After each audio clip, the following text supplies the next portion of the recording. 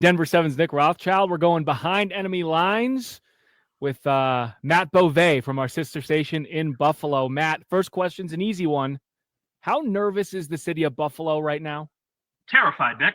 Absolutely terrified. And they're terrified because of years of playoff drought, years of bad memories, years of heartbreak, years of disappointment. When you see this game come up, we're all watching, anxiously here in Buffalo on Sunday. Who's it going to be? Is it going to be Cincinnati? Is it going to be Denver? Is it going to be Miami?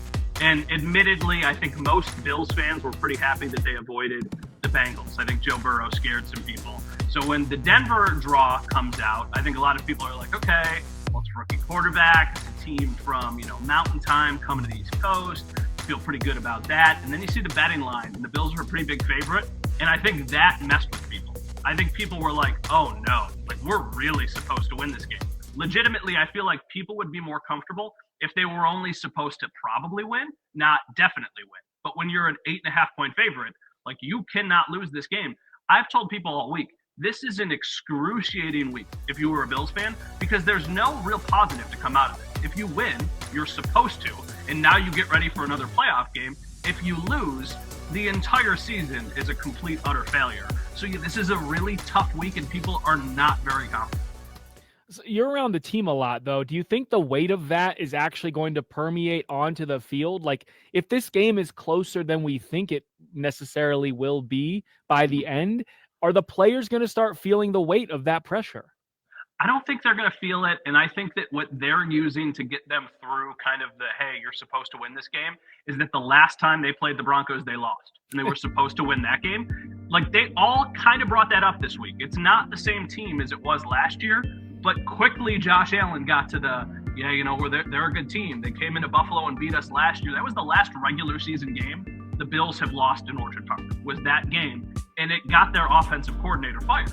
So I think in their head, they're like, we're not a huge favorite. We're just trying to win every game 1 week at a time. And sometimes I think that's nonsense, but I kind of get that sense with the team. I do not think, because of the expectations they are looking ahead, I think they're like, yeah, this is a frisky Denver defense with some really impressive playmakers on both sides of the ball, and we cannot take them lightly. And the one thing, like if it's close at the end of the game, that's kind of where the Bills thrive. And they thrive because of Josh Allen. Their coaching staff sometimes makes boneheaded decisions at the end of games, but Josh Allen does not. He is exceptional in crunch time, and I feel like that would give Bills fans, maybe just a little bit more comfort. Okay, Josh Allen is a superhuman. He should be the MVP this year. But the thing that's kept him back from making that leap in years past, and especially in the postseason, has been recklessness with the football at times. Yeah. Now, he has gotten insanely more accurate than he was early on in his career with the ball, but he still has a little bit of that gunslinger in him. How has he found a way to sort of reel that in this season? The Buffalo Bills are the best turnover margin team in the league. They do not turn the ball over very much. And do you think there's a chance that either it rears its head again with this Denver defense, or do you think that, can you put that issue to bed with Josh at this point? That's Wyoming Josh. That's what he gets called here. When he goes back to the, I'm going to throw a 40-yard pass off my back foot across my body into triple coverage, that's Wyoming Josh. That's the guy they drafted, and at times it comes out. If it's 3rd and 14, Wyoming Josh is here to play. And sometimes that's when the mistakes happen. But he has been really able this year to kind of rein it in, which is not something I think we saw coming. This was always what we said. You got to live with the good and the bad, and the good far outweighs the bad. You're just going to have to deal with the interceptions because they come. This year they really haven't, because he's just been so smart with the football. I think it's more, though, offensive scheme. They're not asking him to do as much. And the whole MVP conversation is such an interesting debate because his numbers are not exceptional this year intentionally. The Bills are making sure that he does not have to do everything every single game. It's like, hey, dude, if you want to hand it off to James Cook 20 times a game, he's probably going to get over 100 yards. He's going to average 4.5 yards a carry, and we're probably going to win by a score or two.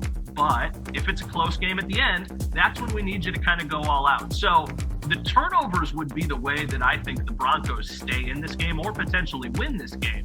But if the Bills protect the ball or take the ball away from Denver a few times, then I think you'd feel really confident, at least on this end, that the Bills would get a win. All right, Matt, I'll get you out of here on this. Some people in this town have talked themselves into this game being a bad matchup for Buffalo, that somehow Denver against Buffalo is a good matchup for the Broncos. Give me either one area of the field or one player that maybe Broncos fans are overlooking, but that is going to have a really big impact on this game for Buffalo's favor. Do not be surprised at the end of this game if one of the Bills running backs leads the team in receiving. And the guy who has done that oftentimes this year has been Ty Johnson. And I know that sounds crazy, right? But if you're the Bills and you're looking at this matchup, you're like, okay, well, we're not going to really test Patrick Surtain. And we know their defensive line can get home. How can we incorporate the running backs in this game? And when Josh Allen scrambles, especially when he scrambles to his right, he's usually looking for two people. James Cook or Ty Johnson. The game that everybody watched them play a couple weeks ago against the Detroit Lions, Ty Johnson led the team in receiving that game. He is their third down running back. James Cook oftentimes is the guy that kind of will extend the play for him. So I would say Ty Johnson is a name to keep on the back burner. I don't love the matchup for the Bills. I think there are some areas where the Broncos will be able to have success, but I do think like the Broncos defensive line can take over a game.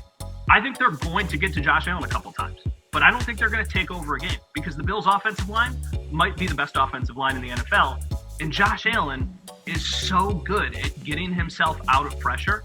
The other thing that's a bit concerning for me from the Denver side of things is I know when you have Patrick Surtain, you can get away with man coverage.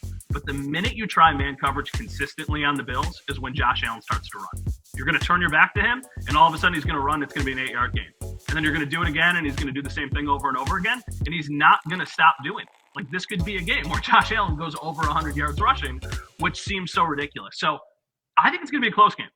Like I told you earlier, I don't love the line. I feel like the Broncos can cover, and I feel like the Broncos are going to be in this game late, but that's when I trust the guy who should win the MVP over the rookie quarterback, even though I think the rookie quarterback is going to be very good. Matt, do you trust him enough to make a friendly wager via the money line? I don't even want the points.